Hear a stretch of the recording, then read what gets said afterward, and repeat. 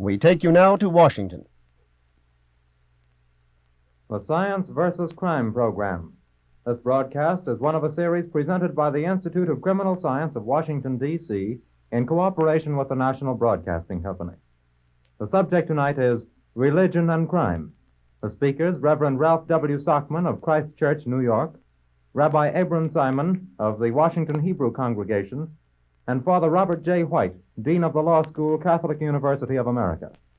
The speakers have come directly from their lectures before the Crime Clinic of the Institute of Criminal Science, the 20th in a series of 28 being conducted by the Institute on various phases of crime and its causes. The next voice you will hear will be that of Rabbi Abram Simon. I should like to begin this discussion with an observation of some of the ancient rabbis that we should not worship in a house that has no windows. A window admits air and light, sight and sound. Not only is it good hygiene to have an open window, but it is also good religion to take a deep breath. Prayer wings its flight in the bracing air, and the heart rejoices in the stimulating intake. Who needs to be afraid of its penetrating and revealing rays? For there is no room for secrecy in a house of prayer. Now the synagogue or the church must have windows through which the sights and sounds of the street and boulevard, of the gutter and the alley may enter, either as encouragement or as warning. Imagine that I am in a house of worship, and I am peering through yonder window.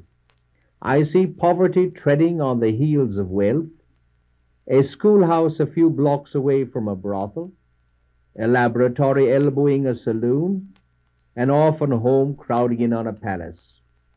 I hear the cries of distress, the slogans of more wage and short hours, the revolt against authority in government and in church. I see evidences of greed and hatred, of theft and immorality, and at the same time of liberality, of cooperation and domesticity. Can I breathe freely in a house of worship and ignore this moving stream of human life? Can I worship the God of us all in the forgetfulness that a few feet away there is a steady current of misery and sin, defying the very dignity of my devotions? Do you see the intimate connection between life on the street and life in the pew? It is the same life making for holiness as for criminality. Is all this interplay of forces, the flotsam and jetsam of broken lives, affected by religion or not? Has religion or the church got an open eye and an open heart on the street and the slum? What do the people of the church and synagogue say? What a difference in the church!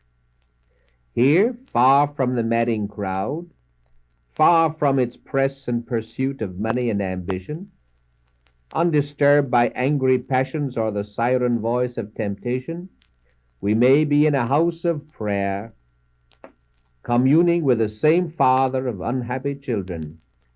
How easy it is to be good in such a place! It is so much easier to be virtuous in the pew than in the prod of temptation. Why then this cleavage between what is within and without the church? Are we justified in keeping the problems of the slum from the front pew of recognition? Are we justified in keeping the daily struggle for bread away from the prayer for grace? Shall we keep the church from knowing about crime or syphilis, of poverty or temptation? The silence of the pulpit and the pew is not on the side of morality and community progress. Throw open the window, even if the odor of the slums clashes with the odor of sanctity. And now, Dr. Stockman, I'd like to hear your comments. Dr. Simon, when I think of this problem of crime, I am reminded of a story which Rudyard Kipling wrote some years ago under the title Letting in the Jungle. In it, he gave a picture of the animal world surrounding an Indian village. The beasts of the jungle plotted the downfall of the human settlement. A migration of the wild animals moved toward the town.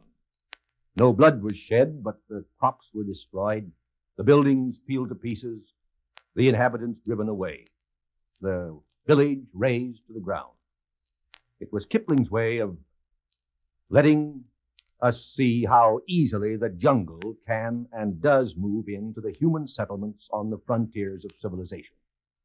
Now that jungle of India seems a far cry from the lovely capital of our country, here at the heart of a land which we can justly call the most peaceful, I suppose, on the face of the earth. Nevertheless, America has her jungles of crime and lawlessness, lying close around our orderly communities. From these come gangsters who prey upon the property and life, racketeers who invade the precincts of honest business, and other forces far more subtle to corrupt the ideals and institutions of our civic life. In combating these criminal forces, religion has a fundamental responsibility. While the church cannot develop the techniques of crime detection or the institutions of criminal reform, it can and must help to cultivate the personal character, which is the basic prevention of lawless living. Dwight L. Moody was wont to say that character is what a man is in the dark. The person who does not possess a character which can be trusted in the dark is not a good citizen. And darkness can never be made safe merely by the multiplication of laws or the increase of police, unless there is an underlying respect for moral law. Our social efforts to enforce civil law are bound to fail. It was said of a certain woman some years ago that she had no fear of the 10 commandments, but she did have respect for an 11th commandment, which is, thou shalt not be found out.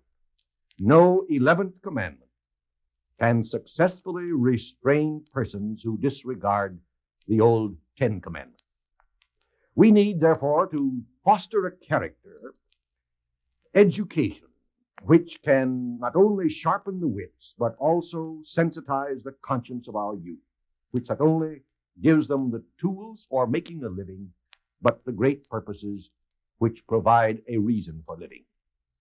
In a celebrated Cincinnati school case some years ago, a lawyer put this cogent question: why should I be taxed to educate my neighbor's child when that education only makes the little rascal twice as dangerous as he was before?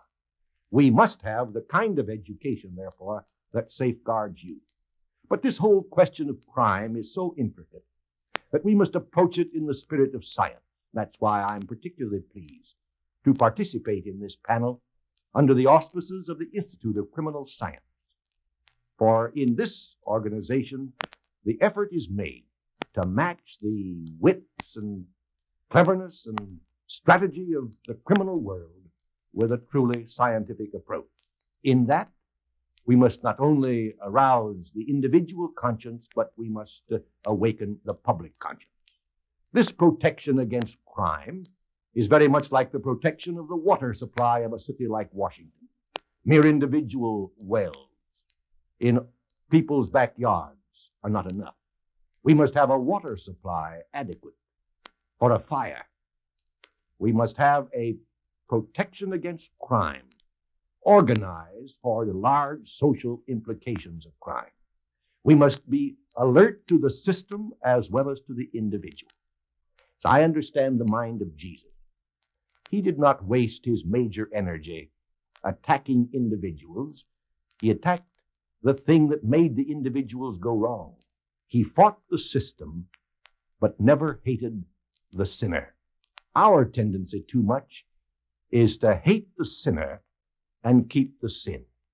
If we can therefore get an attitude toward the individual criminal that is sympathetic and yet not sentimental, and then add to that an attack on the crime system, which runs from top to bottom. For remember, the gangster may often be only using in the gutter the same principle that is put into practice behind the mahogany desk. What we need is a sense of respect for law that is adequate not only for the village with its man-to-man dealings, but for the long-range, subtle relationships of our corporate life.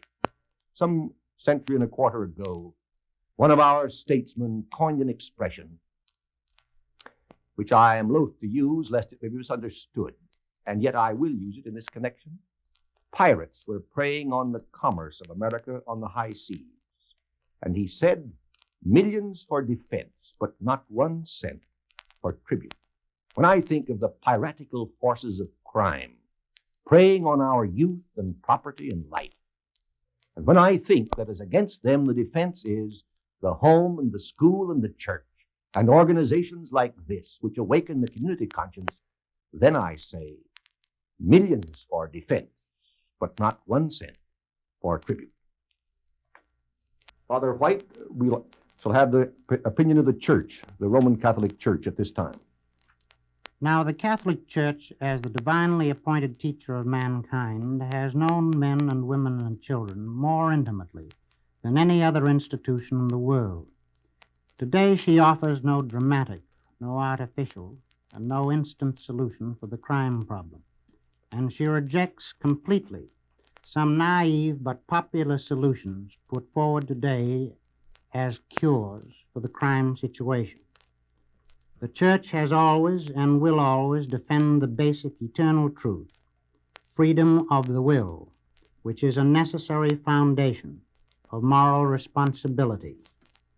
But the Church, as the understanding mother of mankind, has always appreciated the influences of environment, heredity, poverty, physical weakness, and all the factors of life which tend to weaken an individual's will and resistance against temptation, which in turn lead so often to acts which are criminal. The Church teaches first that there must be a belief in God, and secondly, it teaches that there must be a belief in a fixed moral law. It believes as well in discipline and spends great amounts of money in religious education, which gives not only intellectual but character education to her children. We can cooperate in movements to help clear up the crime situation.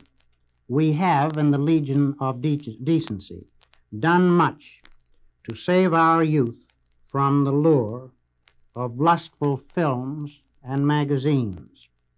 We can help in teaching social justice. We can help in solving the problem of leisure time. We can help in removing archaic relics of criminal procedure. And we can help in cleaning up the parole system. But in the end, we conclude that our greatest help is in teaching the individual religion. You have just listened to the program Science versus Crime, one of the series presented by the Institute of Criminal Science of Washington, D.C., in cooperation with the National Broadcasting Company. The subject tonight was Religion and Crime. The speakers, Reverend Ralph W. Stockman of Christ Church, New York, Rabbi Abram Simon of the Washington Hebrew Congregation, and Father Robert J. White, Dean of the Law School, Catholic University of America. The next in this series will be The Prosecutor and Crime. The speaker, Judge George E.Q. Johnson of Chicago. This program originated in Washington and is an educational feature of the National Broadcasting Company.